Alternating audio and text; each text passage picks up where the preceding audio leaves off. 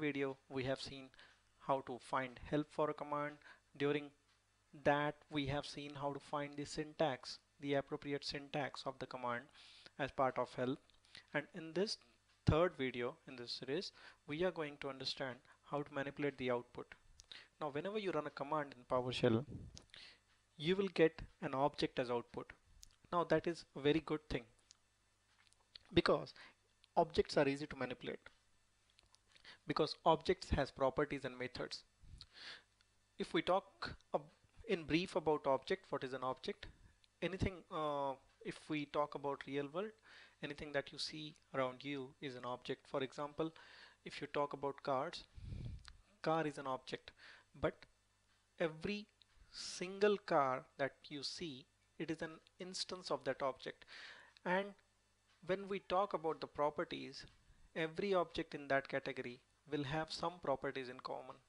Those properties are the characteristics of the object, which gives you more details about the object. For example, every car will have some color. Now, depending on the different cars, this color property will have different values. Some cars will have the color property as white, some might have red, some might have some other color. Similarly, a car object will have a property called fuel type.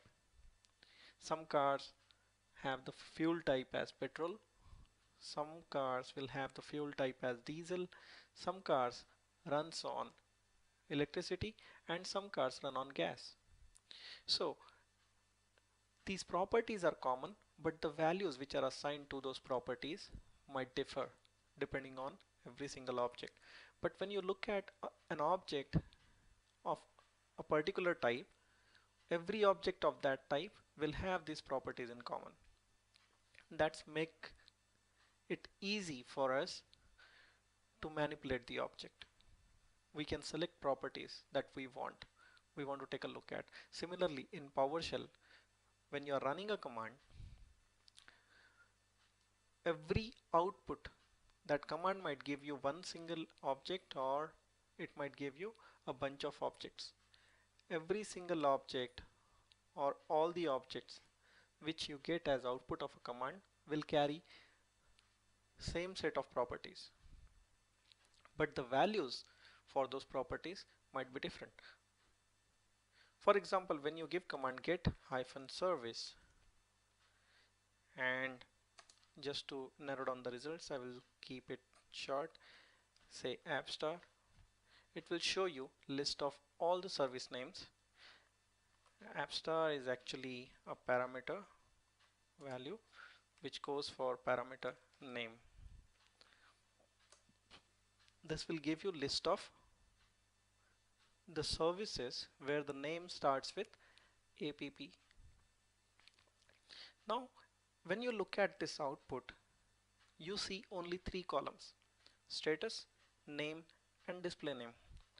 Whereas that output has multiple other properties associated with it. But due to the default formatting system, default view which is defined inside PowerShell, we will talk about the views later in some other video, but for now just understand that due to some XML file configuration files, it is showing you only certain commands from this output object, and it is not showing you all the different columns which are part of this output.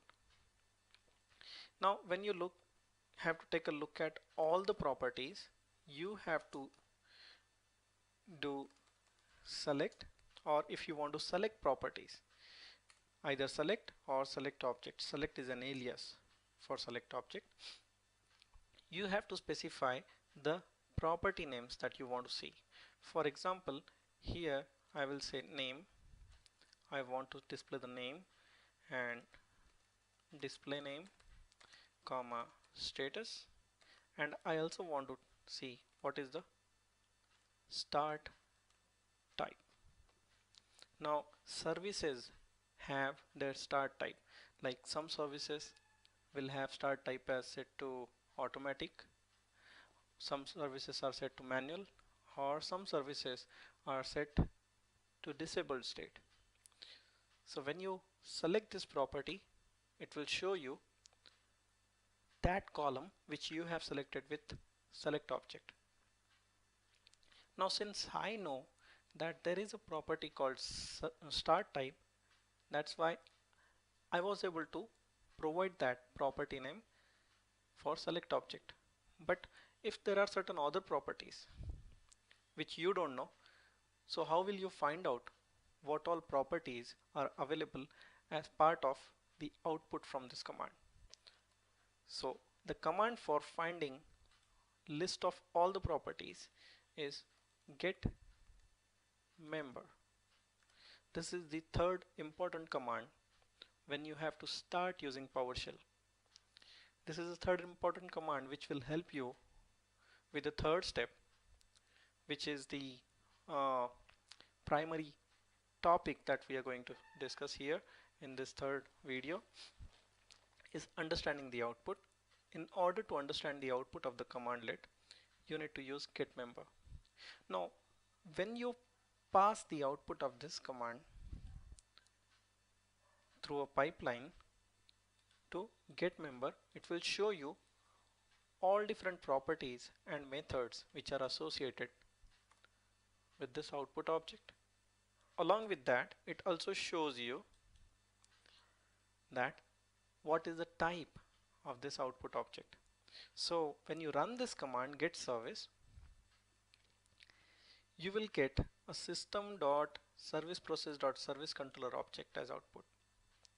Now this is the output type of this command.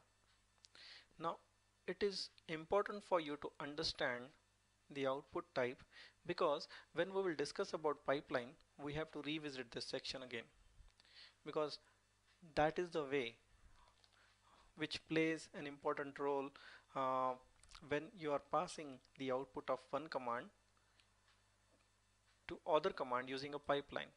So depending on the data type plays a major role while connecting commands in the pipeline. So we'll discuss that in the next video in this series when we'll discuss about pipeline. So here, if you look at this first column, which is the name column, it gives you the name of the member of this object, and second column talks about the member type. So this first member, which is name, is an alias property. Now whether it is alias property, just property, script property, node property, or any kind of property, wherever you see the word property, that is something which you can select using this select object command. With select object for -property parameter, you can use anything which is listed here as member type with the keyword property. As I said, you can provide here alias property name, node property name, any kind of member which has property in its type. Now what is the deal with these methods? Now these methods are the methods which are associated with the output object, which you can invoke. For example, in order to start a service object, or you can call it a service controller object, will have a method called stop.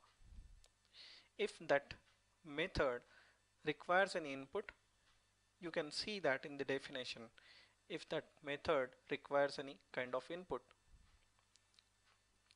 So here, for stopping a service, you don't need to provide any input to this method. So you can directly invoke this method. How to invoke those methods, we will see in the last video in this series. But for now, just try to understand whatever members are having the member type as property, you can select those with the select object commandlet. So we can try one more here. For example, if you want to find the services depended on, if you associate that one more column with select object, it will show you the output which is coming from that property, which is part of that property. So all the values shown here are coming from services depend on property. Now you might have observed the moment you increase the number of columns from 4 to 5, anything which is greater than 4, PowerShell will automatically switch to the list mode. If you want to again see the output in table format, you can use format table. So we will discuss later about the output formatting, but for now just try to understand, as part of the output of this command, whatever object you are getting, that object has certain properties, out of which you can select the properties that you know. You can specify the property names. If you want to find out all the property names, you can use getMember. And with getMember, if you don't want to see methods, you can specify member type as properties. It will show you only the properties. It will not show you method. So it will include alias property, property or node property, any kind of properties that are associated with this object. So anything that you see here under the name column, you can use that with select object and pass that name as a property name to select. So this is how you can manipulate the output of the commandlet. This is how you can explore the object members. Now when we will talk about how pipeline works, we will talk about the importance of this data type, and we will talk about how the pipeline will deal with this data type for connecting those two commands. If you take a look at the traditional command prompt, when you give a command like dir, what you see here as output is just a bunch of text. This is not an object. This is just a plain text. So in this command, whatever you see here, if you want to select only the timestamp, file name, if you want to go with only the timestamp and file name, you cannot do that unless you do some complex text parsing kind of mechanism. Then only you can achieve that. Or example, I want to see only the file names and their length. I cannot do that here. But if you go back to PowerShell, here when you give command dir, which is actually an alias for getChildItem, you can select name comma length. So it is showing you these two properties where it is showing you the name of the folder and the length of the folder, these two columns. But if you want to see the normal output that you get as part of this command, you will see that it is showing you all different columns, and out of those columns we are selecting, earlier we have selected only the name and length, two columns. If you want, you can specify any other column name that you want to see, or if you want, you can specify all the column names. Now with this dir command, if you pipe this to getMember and member type as properties, then you will find out that it is giving two different types of objects. First is system.io.directoryinfo and second is system.io.fileinfo. Most of the properties will be common, but there might be slight differences. Some things will change, like this PS is container. Though this is there for a file info, this PS is container will be set to false. Whereas since this is a directory information, here PS is container will always be set to true. Now there might be certain properties which will differ between these two objects. like I think this version info, this is not available in directory info.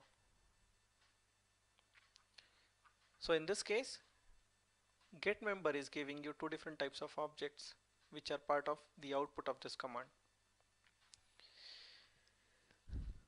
That's all about manipulating the output. Thank you for watching this video and subscribe to my channel for next videos or any updates related to the PowerShell training. Thank you.